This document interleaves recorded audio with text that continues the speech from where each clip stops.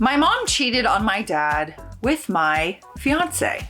I'm gonna need a stiff drink to get through this. There's a sentence you don't hear too often. On this channel, probably, but this story came August 16th, 2015. God, where do I actually begin with this mess? I was with D-head, we'll say, the ex-boyfriend, and from now on only called DH for this story, for nearly 5 years. We met in college and we hit it off. Never had a fight or anything of that nature. I'm fairly level-headed and always seek communication first, which worked out really well in our favor. When we finished up our courses, I got a job close to my family and moved back with DH in tow. He eventually got a good job too, and everything seemed perfect. Then, 3 years ago, and just after we had become engaged, his idea alone, I had no idea he even wanted to get married. I came home early one day to find him having sex with my mom.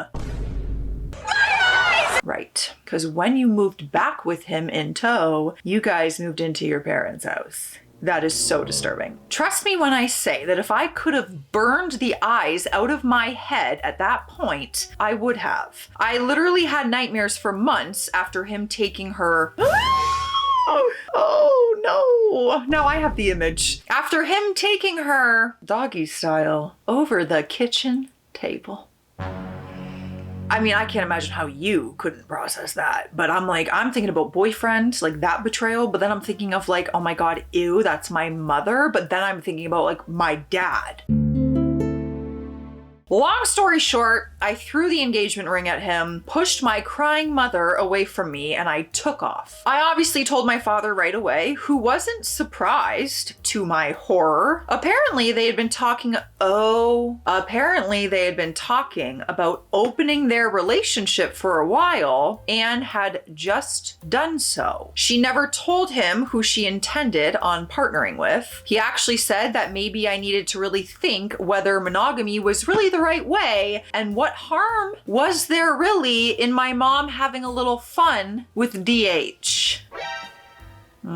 See this? That's how you end up in a documentary on Netflix. I'll be first in line at the premiere. You have to understand at this point that my dad gets into these phases where he gets completely absorbed into lifestyles that he reads about and thinks that suit him better. Such as when we were young, he went through a phase where he felt that the hunter-gatherer lifestyle is the right way and got us all learning how to hunt. As hard as it was to stomach my father saying that to me, I knew that what happens to them is their own business. My dad had basically approved my mother's betrayal of me. This is where I really lucked out. Thank you, personal finance advisor that I went to during college. I'd been the only one for us saving for a house and had a nice tidy sum of money locked up in my account. So I left, took off, no note, no message, handed in my notice at my job, rang my landlord, and paid whatever it took to free me from the lease. I left all the furnishings and stuff I owned because I just didn't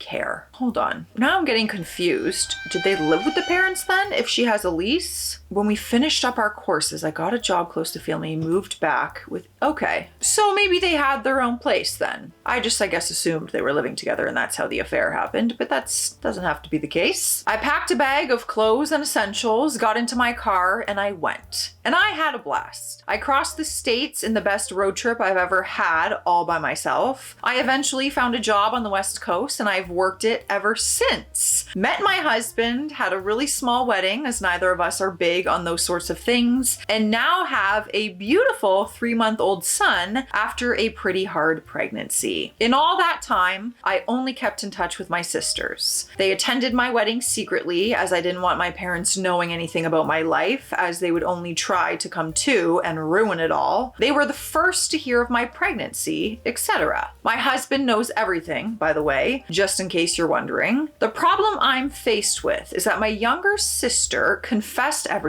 to my parents about where I am, about the fact I'm married and that I've had a baby. I've not been able to get in touch with my sister since I started getting letters and phone calls from them. It's all one big, giant guilt trip. They whine about how much they miss me, how they've missed such important events in my life, and how they want to know their first grandchild. Not an hour ago, I got a voice message from DH who was blubbering a sob story over how he thought I was dead or something, about how devastated he was and still is that I left him, and now to find out that I've moved on. All these people are Looney Tunes. My husband is a star. He basically just said that whatever I decided, he will stand behind me 100%. My real issue is that my resolve is starting to crack. I look at my son and I think that maybe he should know them. I mean, he has wonderful grandparents in my in-laws, but surely he should know my family too. I just need advice here. Should I stay strong, or are they right in that I shouldn't have done what I did? Is this really a question? Okay, maybe you guys will disagree. Like, that is just something that's so disgusting, unforgivable. There's no way I'm coming back from that. Maybe to be cordial, like maybe you could heal in a cordial way and just say like have an open conversation and just say, like, if they took accountability, but they're not. They're just guilt tripping you. That's crazy. That's crazy behavior. Ain't no way. To me, this isn't even a question, but maybe you guys disagree and you think that she should have stayed and forgave them all. All right, so then she added an edit later that day. Just a really short update in that my sister got in touch. We will be talking properly in another hour when she's free, so I am bracing myself for that talk. Uh-oh. All right, let's check out what Reddit is saying, since I can't obviously hear your comments right away through a camera that I'm just talking to by myself. Someone commented and said, that is a harrowing story, and I'm so sorry that you went through that, but just looking at a few things from your story. WTF. That's what your dad had to say to his daughter at that point? So the important things in the situation are all about them? I think you might want to mosey on over to the subreddit called Raised by Narcissists. Well, I'm glad someone said it. OP responded and said, you know, I'm just so used to my father saying stuff like that I couldn't see it as being so dreadfully different from his normal. It was only when my husband mentioned to me a few minutes ago whether I could imagine saying something like that to our child. God, maybe I should go to that subreddit. Even if your parents wanted an open relationship in their marriage, by all means, do whatever you want to do in your relationship. But for them to not see any kind of like betrayal in the fact that it's with your partner, their daughter's fiance, crazy. Absolutely not. Next comment. First of all, I can't imagine how much the betrayal must have hurt you, and you are amazing for moving on and finding a happy life. As for your parents, if you can go back, you are a better person than me. The fact that they are guilt tripping you after everything, plus the fact that DH knows your situation and contact details, shows that they are still in contact with him and that in all probability, nothing has changed. It appears to me you are the only one who seems to have suffered any real hurt, and for that, I would let sleeping dogs lie with this one. That's true. How did he get your contact information? I mean, we don't know if it came from the parents, but after all this time, he just suddenly starts reaching out too. I think it'd be different if they actually took accountability and felt bad for their actions. But that's not what's happening here. They're not coming back to you to apologize. You have a child and now they're just trying to guilt trip you and saying, we have a right to know that child. That's crazy to me. Oh my gosh. OP responded and said, it did hurt a lot at the time because I lost everything. I couldn't stay and I had to leave it all behind. Not so much anymore. I just sometimes feel a little weak when I think of all the stuff I thought me and my mother would have done together, like getting ready for the baby and buying my wedding dress. Luckily, my husband's mother is the sweetest woman I've ever met, and she has become my mom. Yeah, girl, because you guys should have had that moment. She should have been there for all that. Instead, she was, okay, we're not gonna be vulgar. We know. Next comment. In those weak moments, ask yourself, what would you get out of reestablishing contact with your parents, or more specifically, your mother? Are you looking for some sort of closure, or is it just going to reopen old wounds? Your parents seem like very selfish people, so you need to adapt. point. OP said, I don't think closure is ever really possible. I guess I do miss my mother as I knew her, but I can't ever get her back. Even now when I think of her, I just see that kitchen all over again. I think the contact has to stop really. I just know what they're like. If their letters and stuff don't get through, then I'd imagine that they would turn up at my door. I'm actually half terrified that they're on their way here right now. So much so that I've even mentioned to my husband about selling up and moving. He's not impressed by that. And by not being impressed, he means to my parents that they caused that sort of fear in me that I would give up our family home to escape them. That's where you gotta head over to the subreddit raised by narcissists. Next comment, which is a big one, and I'm curious, how did DH get your number? OP said, I have no idea how he knows or even got my number, but I'd imagine that he did get it from them. I don't want to even think of the possibilities of that. It's entirely their own business, but I can totally see your point, as horrible as it is. As for my husband, I'm certain he's safe, but I can see what you mean. I don't want him feeling insecure over an a-hole from my past. My only fear is that they know where I live. I just have this horrible pit in my stomach that one day they will just turn up at my door. I've been talking to my husband about maybe looking into moving. The most he's willing to do is go and stay with his parents for a few days. Yeah, I mean, you shouldn't live in fear from anyone. That's not a fun feeling by any means. But I get you also don't want to keep picking up and leaving because what if they find your next address because it slips or I don't know. And I know you want a relationship with your sister. Yeah, I want to know how the talk went with your sister. Yes. All right, so we have an update which came 6 weeks later. We're now at September 29th.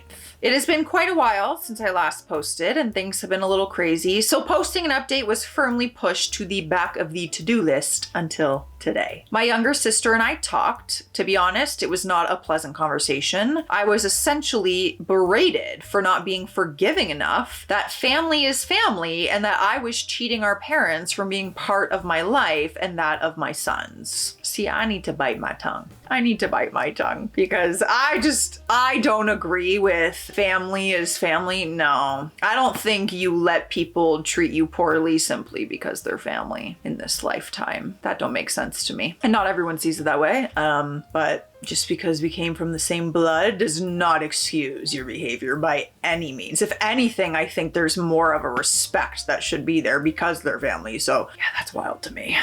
Also, did they even say sorry?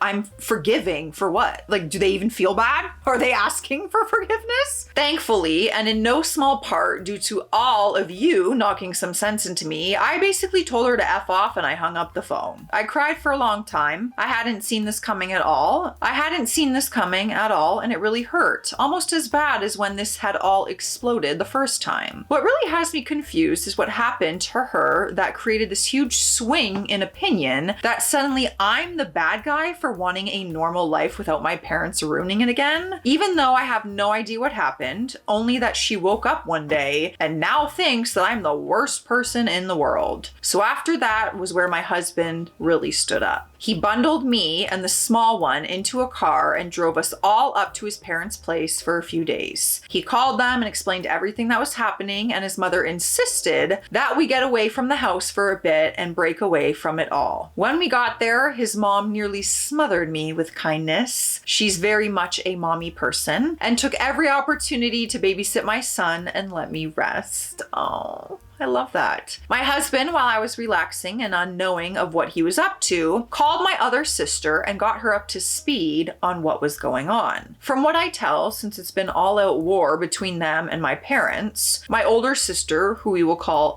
B, barged over that very night and apparently read the riot act to our younger sister, M. It got pretty heated from what I can tell, and since then, B has now cut M off completely, which is a huge problem for M as B helped fund her way through college. After that fight, B got in her car and drove all the way back to our parents' house, and there it got even messier. She rang after to tell my husband that our parents had actually been packing suitcases when she arrived. Oh, do you know them or do you know them? So they were totally gonna show up at your door. The entitlement is so bizarre to me. They had bought plane tickets to our state and planned on leaving midway during that week. B blew up. The fight was pretty brutal, I'm sure. B is razor sharp with things, and then she left. She couldn't convince them to not travel over to me. She left with what details she could get out of their flight times. Oh, that's giving me anxiety. My husband decided that he wouldn't tell me just yet. My freak out earlier at them potentially turning up had convinced him that I needed to be as uninvolved as possible. Instead, he left me at his parents' while he went back to our house to wait for them to arrive. When they did, he apparently answered the door and told them to get off his property. My father and he had a blazing argument, which ended when he tried to break down the door, which my husband used as prime motivation to call the police. When they arrived, my father tried to claim that my husband was keeping me caged up like a prisoner and not allowing me to see my family. I know this because I received a phone call and a visit from the local PD in his parents' area to follow up on the chain. That also alerted me to the fact that they had followed up on that threat and actually crossed the country to reach me. So they've gone back east as they couldn't get anywhere near me or my baby, but since then the trouble hasn't stopped. I don't know why I thought it might after this. I really was thinking like, okay, this is like the final blow up of the whole story. It does not end there. In the meantime, let's take a sip of water. Cheers. So if you watched my proposal video, then you saw that in my reaction, I said, "What's happening? I have to poop." Well, I posted like a little short of that moment on TikTok and Instagram. And out of all my videos to go viral, it's that one. On Instagram at this time, at this moment, it is now at over 3 million views.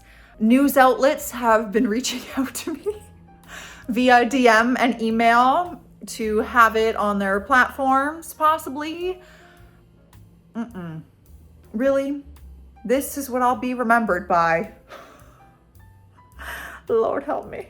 Guys, if you missed the Dollarama vlog, I just bought this for her and she took the head off. All we have is a torso. Oh my gosh. You're crazy. That one day, this gift lasted one day. Lila, we picked that out with all your fans online. She don't care. Oh, you have no mercy. Look at this. It's a crime scene. I'm so sorry, friend. So sorry. You were safer on the shelf in the store. Update. The flamingo's foot has been ripped off. She's just dismembering his entire body. We've gotten at least 8 notices from their lawyers in regards to getting access to our son. Our own told us that it was incredibly unlikely that they will get anything. We've also had 4 visits from the CPS and PD because of anonymous calls about things from our parenting to me being a battered wife. Our lawyer thinks that these are orchestrated so that if the case goes to court, they can point to a record. And chalk this one down to me being paranoid. I just have this really bad gut feeling that they've hired a PI or something. B is telling me to hold the line.